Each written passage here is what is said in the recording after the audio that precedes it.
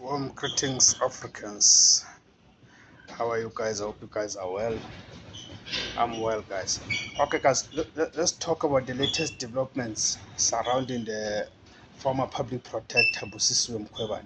Okay, let's put it correctly. Advocate Busisiwe Mkhwebane, who was 2 days, 3 days back unveiled by the Mkhwebane party as its newest member, right? Meaning she has joined the Mkhwebane party. Remember, she resigned from the Economic Freedom Fighters, the EFF, right? Then she's joined the MKP, the Mkhwebane party, and she has been given a task as a convener for the Mkhwebane party in Mpumalanga. Yes, Mpumalanga. Yes, it is Mpumalanga. Okay, right. All right. So remember when I did a video, when she departed the EFF. Remember when she left the EFF, I did a video and I raised my suspicion that the likelihood is that she's going to join the Mkhwebane party, right? And one of the reasons I raised is that she is married to David Skosana, right? Who's currently serving as the Mkhwebane party member of parliament. So I raised that the likelihood is that she's going to join the Mkhwebane party, right? All right. But now I want us to go beyond that. What could be the reason? What is the reason for Mkhwebane to leave the EFF for the Mkhwebane party? What is it that informs her decision, right, to leave the EFF and join the Mkhwebane party? Remember when she did an interview in one of the podcast platforms, she raised the issue of wanting to fight for the total liberation of black people, right? Now, the fact that she left the EFF and joined another political party, is that an indication that she did not deem the EFF to be a vehicle or to be a suitable vehicle, right, to pursue the struggle for the total liberation of black people? Right? We have to ask that question, because if she leaves the EFF for the Mkhwebane party, it means that she believes that the Mkhwebane party is the correct vehicle in pursuing the struggle for the total liberation of African people. And if then it is the case that then she deems the EFF to be no longer fit enough to pursue the struggle, then we are compelled to ask the question, what is it about the EFF, or what is it that has happened to the EFF that has caused it, right, that has caused it now to be no longer seen as a proper vehicle for pursuing the struggle for the total liberation of Africans? Because remember, in rhetoric, the EFF has always been known or seen as a radical organization that is pro-black.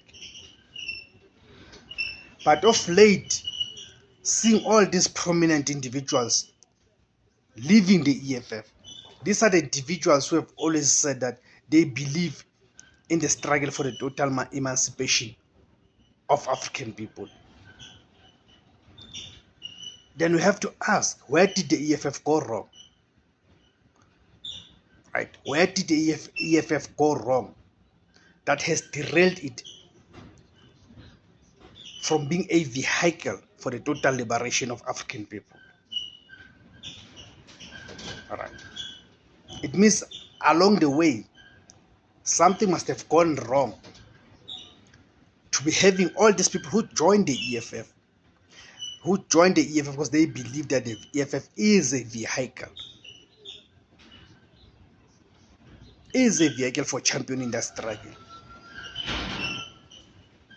but the mere fact that now they are leaving. And it is one thing to have these people leaving the EFF and then leaving politics altogether. But it's another thing for them to be leaving the EFF and joining another political party, which is the Mkhwebane party. What is that is so appealing about the Mkhwebane party? That it's attracting these prominent individuals from the EFF. What is it that the Mkhwebane party is doing right that somehow the EFF is no longer doing right? Because indeed, if EFF members, including its leaders, are genuine and sincere, they are supposed to have a conversation, a serious conversation about the state of the organization. And you need to understand this. Does not only start with the likes of Floyd leaving. This starts with the 29th of May elections, where the EFF dropped from being the third biggest political party into the fourth biggest political party, where indeed the EFF lost some votes, meaning the EFF is no longer growing. So any revolutionary, or those who claim to be revolutionaries who are within the economic freedom fighters, they ought to have this conversation. That what is it that they are doing wrong? Where did they lose it? Because as I've said, it does not only start with these prominent individuals leaving the EFF, but it starts with the electorate fortunes declining. It is a fact that the EFF's electoral fortunes declined. Meaning now people are beginning to reject the EFF and its politics.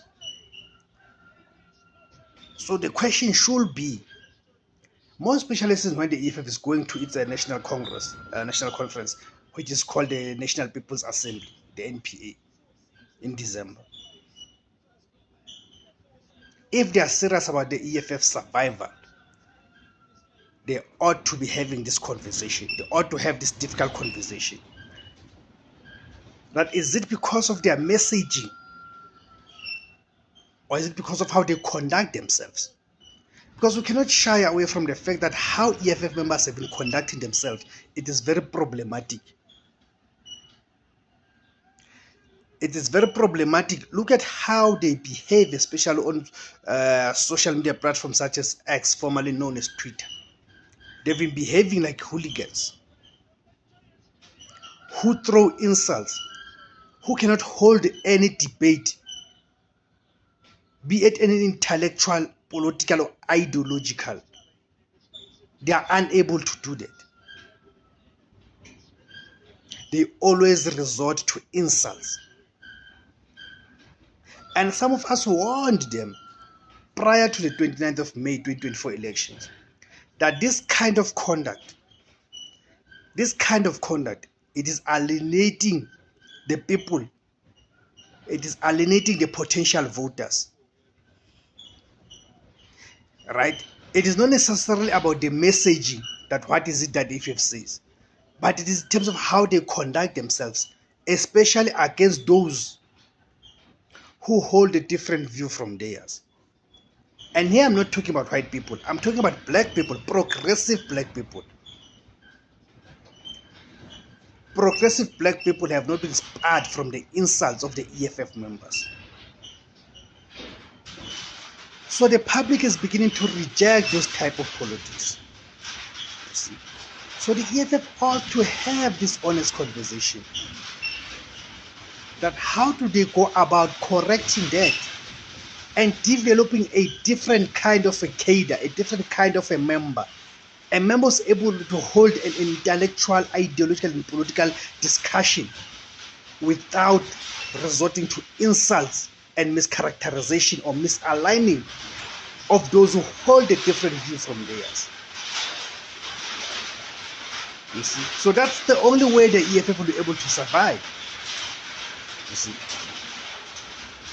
So that's what I wanted to raise here. That these prominent leaders leaving, it's not just about them, but it's also about the masses that are beginning to reject the EFF. You see? So the EFF altogether, I think all of us as black people, even some of us are not even members of the EFF. It is our duty now to have this conversation about what is it about the EFF that it is alienating the masses. What is it that has turned the EFF away from a vehicle for the total liberation and total emancipation of black people? Thank you very much, guys, for watching in. And remember to subscribe to the channel if you've not yet subscribed. Remember to like and share the video. Siyabonga ma-Afrika.